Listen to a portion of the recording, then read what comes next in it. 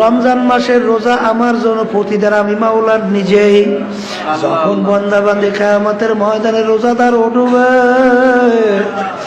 আল্লাহু আল্লাহ, রোজাদারকে আমার মাওলা এত মুহাব্বত করে, আমার মালিক এত ভালোবাসে, এত পছন্দ করে। আরে রোজাদারদের মুখের ঘেরান বেশ আম্বার জাফরানের চেয়ে মাওলার কাছে বেশি মূল্যবান। বাজার যখন পেটের ক্ষুধার কারণে পেটের ক্ষুধার একটা গ্যাস আসে, এটাও কিন্তু আমার মালিকের কাছে খুব পছন্দ। কারণ আমার মালিক কর্ম করে বন্দাবাদী আমার হুকুম পালন করার জন্যে। খানা খায় নাই, পানিও খায় নাই, স্ত্রী সহ তাদের সঙ্গে কোনো আমার হুকুমের বিরুদ্ধাচরণ ব্যবহারও করে নাই। আর এর বন্দা